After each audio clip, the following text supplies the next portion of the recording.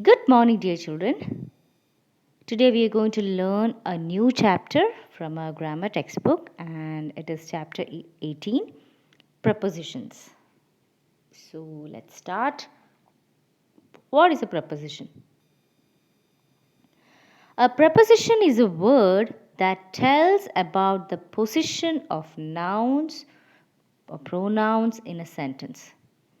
So, a preposition is a word that tells us about the position of nouns. That means it tells us about the position of a person, position of a place, position of an animal, position of a thing in a sentence. It can be noun or pronoun. It shows the relationship between them.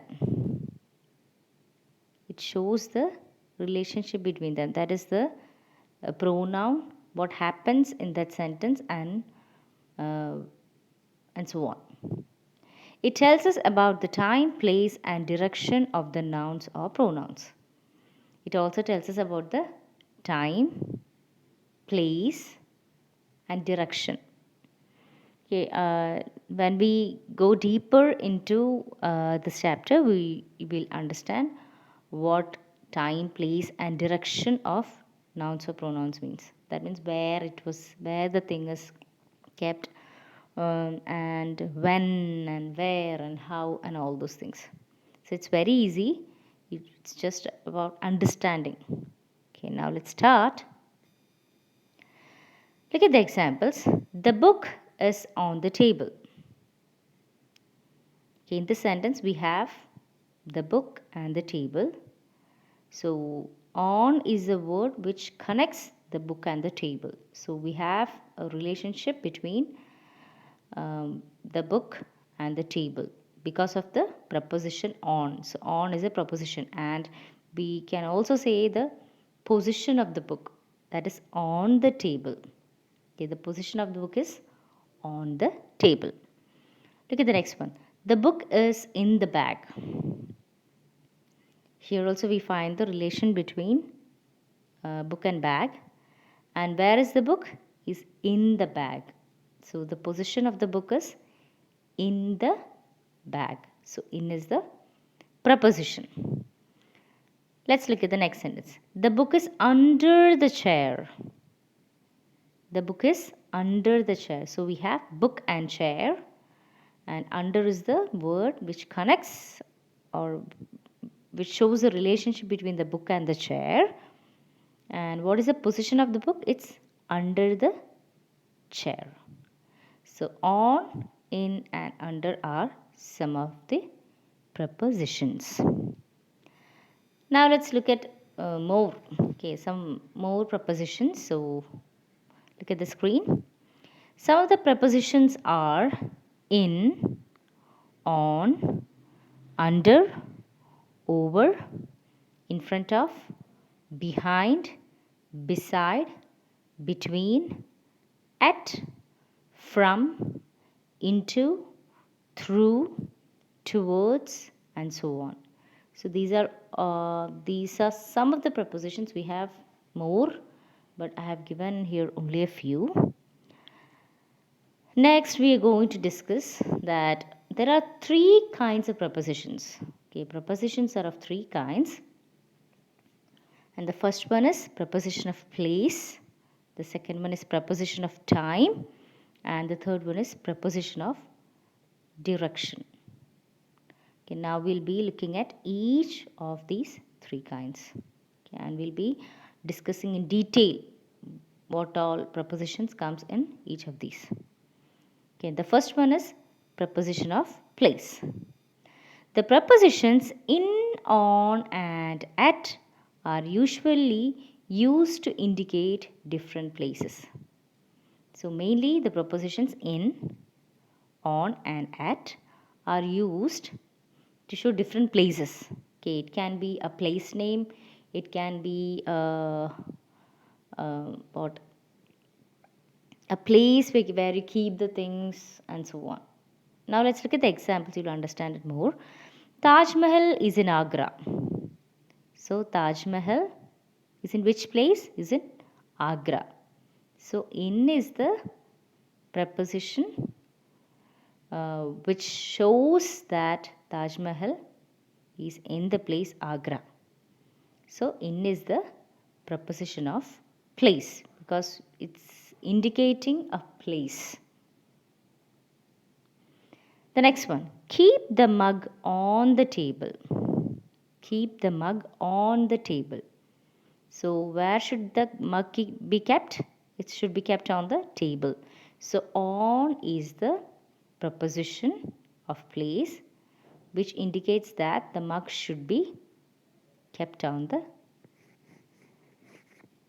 table. Now the next one. He is waiting at the bus stop. So at is the preposition of place and which tells us that he is waiting at the bus stop. Okay, so at is the preposition of place. So on, in and at comes under preposition of place. That means it tells us about the place where the thing should be kept or where that thing is happening. Okay, so in, on and at are the prepositions of place. They are usually used to indicate different places. Shall we go to the next one? Okay, now let's look at in detail. Okay, in. In is usually used for places that have some boundary. Okay, like if we have a place like what we can just separate it like places which has a boundary, not in the actual sense, but what you can find the place. Okay, if it's like that, then you can use in. Look at the example. The boys are sitting in a bus. Okay, so in is the preposition in the sentence. Keep your clothes in the wardrobe. So in is the preposition in this sentence, and can also we have already discussed that in comes under preposition of place. So here we can find that we can just find the place where the things are kept or where the nouns are. Okay, where the boys are sitting, where the clothes are to be kept. So in is used for places that have some boundary. On. On is usually used for surface. Okay, if we have a surface, then we can use on for that. Okay, that is for example, the teacher is writing on the board. Okay, your teacher can't write in the board, yes or no? It's on the board. We are writing on the surface of the board. So that's why we use the preposition of place on. Next one. The building is on Shivaji Road. Okay, the building is on Shivaji Road. So in this also we can find that on is the preposition of place which tells us that the building is on Shivaji Road. That means the building is on some surface. Okay, now the next one is at. At is used as specific place. That means if we have a right place to say, then we use at. Example, the guard is standing at the entrance. So entrance is a specific place, and so that's why we have used the preposition of place at in this sentence. Next one. My friend lives at B35 phase 2 Ashok Vihar. So here we have a specific place, a correct place, that is B35 phase 2 Ashok Vihar.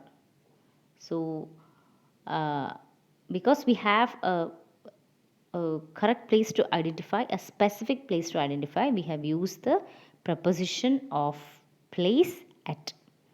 So in preposition of place, we have in, on and at that are usually used to indicate places. Okay, that are used to indicate places. I hope you understood preposition of place. Now we'll go to the second kind of preposition, and that is preposition of time. Prepositions in, on, at, for, from are used to indicate different times. Okay, if we have different times, then we can use in, on, at, for, and from. Now let's look at each one. In. In is used to tell any part of the day, month, year, and seasons.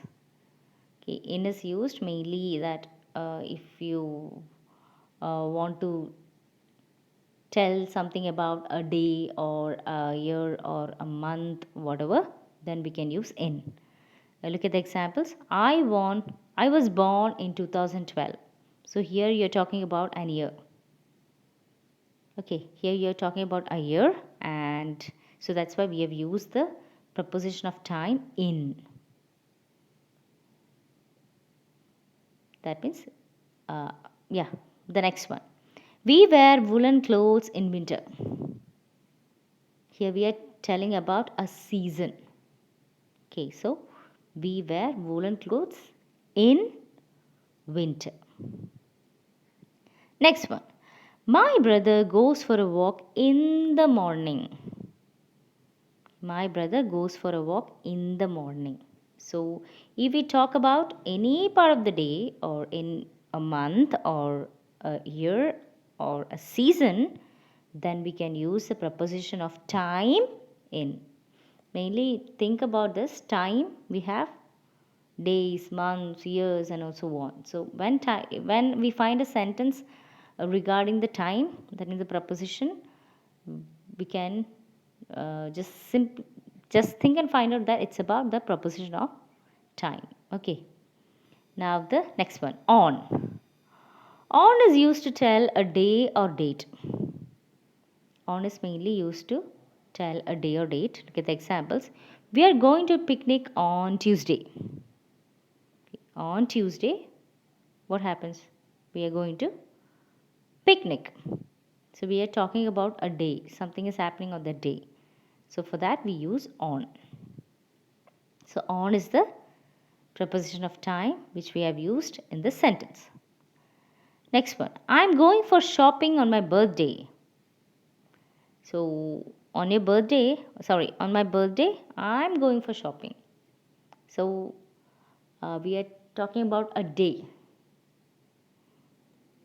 So what happens is we use the preposition of time on in this sentence. And please don't forget this thing that it also talks about the relationship between, okay, I and birthday. So on is the preposition which is finding the relationship between I and birthday. So there is this thing you have to firstly keep in mind.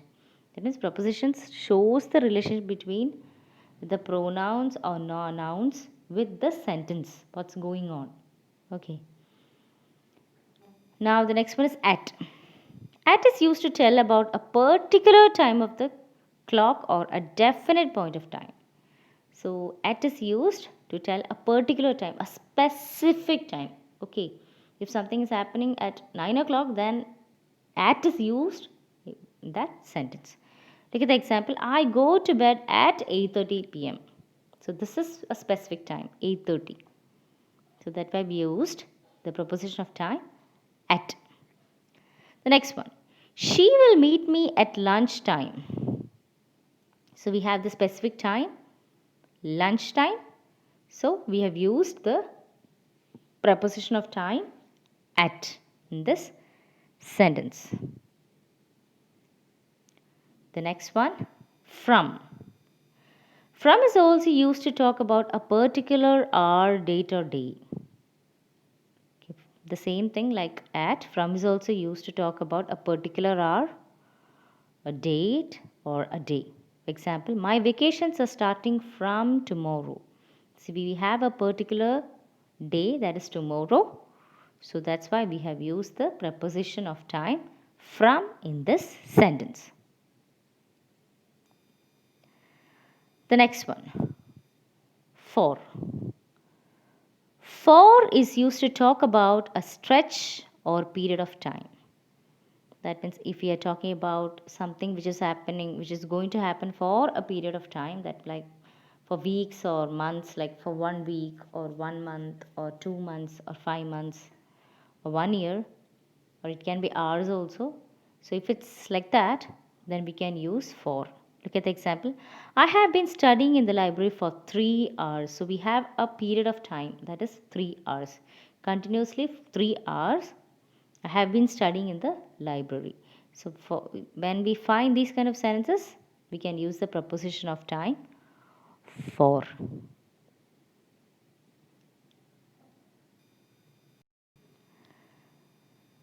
Now let's look at the next kind of preposition, and that is preposition of direction. That means it tells about the direction, okay, in a sentence. That is prepositions to, towards, through, into are used to describe the direction. Let's look at each of them. To or towards are used to express movement towards a place or a goal. So, to or towards are used to show the movement towards. If we have a place to go or if we have a goal to be done, then you can use to or towards. Look at the example. My sister drives to her institute sometimes. So we have a place to go, and that is institute. So my sister drives to her institute. So institute is the place to which the sister has to go.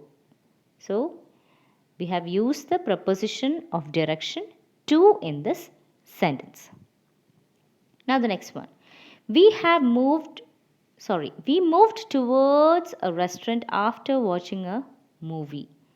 So we have a goal, that is a restaurant. So we moved towards a restaurant after watching a movie. So that's why we have used the preposition of direction towards. If we have a place or a goal, and if we are moving towards it, so in order to express that, we use the preposition of direction to or towards. Now the next one, through. Through is used to show movement from one side of an enclosed space to the other. So, what happens is in this, through is used to show, that is from one side, enclosed means which is a closed thing, and we are going through it. Yes, so from one side to the other, we are going through the space. So if it's like that, if we find such kind of sentences, then we can use the preposition of direction through. Look at the example. Our car went through the tunnel. So tunnel is an enclosed space. So we are traveling from one side to the other through the enclosed space. So in order to show that, we have used the preposition of direction through. I hope you're understanding. And the next one, into. Into is used to show movement towards the inside of something. Okay, if we are going inside of something, then you can use the preposition of direction into. That is, my friend jumped into the water. So you are going inside the water. Okay, so if something is going inside, then we can use the preposition of direction into. Okay, don't get confused between through and into. Through is used, that is, the movement happens from one side to the other. Okay, we get from one side and we get out on the other side. But what happens into is we have a movement towards the inside of something. Okay, so I hope you understood this one. So look at the example. My friend jumped into the water. So the water, you have gone in towards the inside of water. Okay, so that's why we have used the preposition of direction into. So I want you to go through this video once again because there are a lot of things.